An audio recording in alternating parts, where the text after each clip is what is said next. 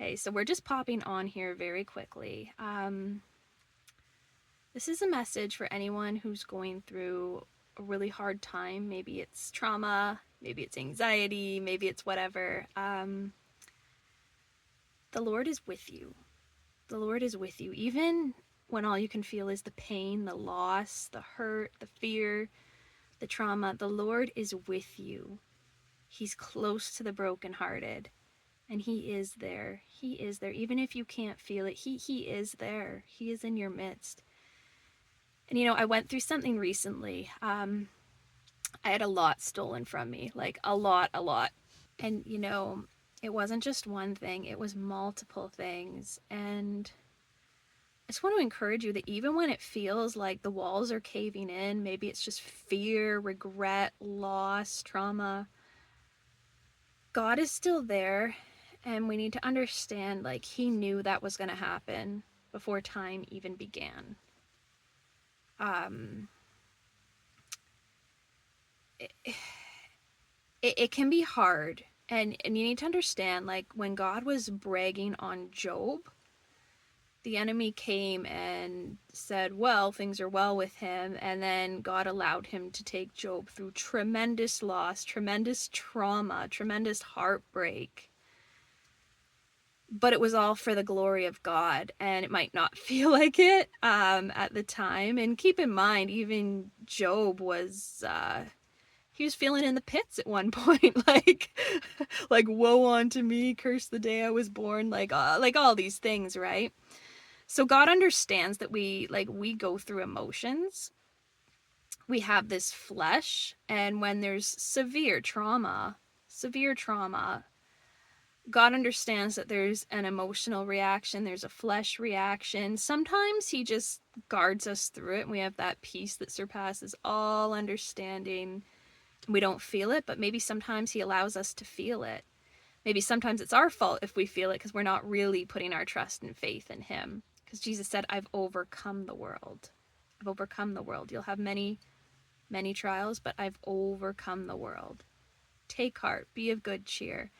And sometimes you're just maybe so mad or so traumatized that it's like, how can I even do that?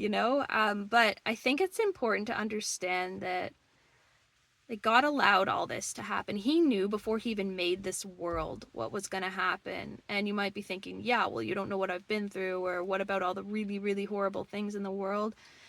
And I get it. I've been there. I've asked God, like, Lord, how can you allow this world to go on when these things are happening? Like, how can you just sit and watch this? It feels like you're just up on the throne. I've said this, like, it feels like you're just up on the throne watching us go through these horrendous things when you could be annihilating the people doing them, just ending the world. Like, there's so many things. Um, but we need to understand, like, God is faithful, and he's patient in his return. He doesn't want even one to perish. And even if we're going through the worst of the worst of the worst of times, this world is very temporary. It really is. And if you're a younger person, you might feel like, oh, but I have so many years left.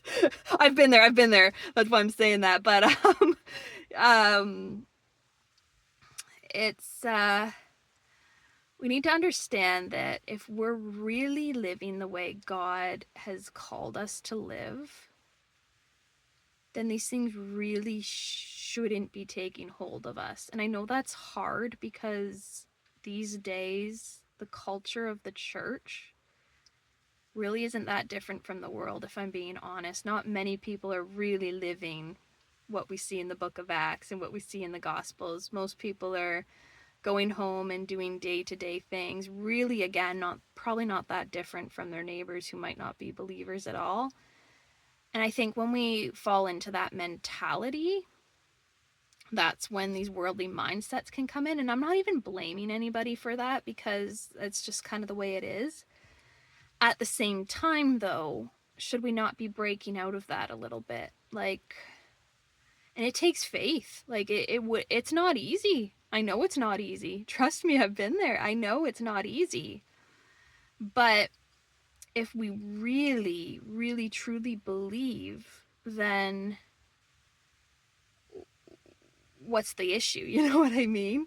Um, I think our natural logic blocks a lot of what God is maybe trying to get to us. And it can be really, really hard, especially when you haven't seen the provision, maybe to do whatever it is you're being asked or has been impressed upon your heart. But faith is the substance of things not yet seen. They're hoped for, but not yet seen. So it's really taking that step in believing and trusting God. And can I be really bold and say, I wonder if the reason we see so few ministers walking in that, like, raising the dead level glory that we see on maybe some of the people we consider to be generals, is it a lack of faith? Is it a lack of stepping out? Is it a lack of trusting God? Um, One thing Catherine Kuhlman always said was, it was easy for me because I had nothing. And when I first heard her say that, I really didn't know what it meant. When she said it'll cost everything, it was easy for me, I had nothing.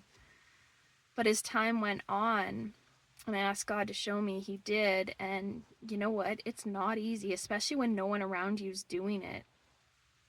And can I take it a step further? Especially when everyone around you is saying you're deceived in doing it. That's tough. Like, you know what I mean? And you're just simply trying to do what the Bible says. But when even the believers around you are like, you know, I don't think that's God, I think you're deceived, that can be when it gets really tough. But I believe it's a test from God.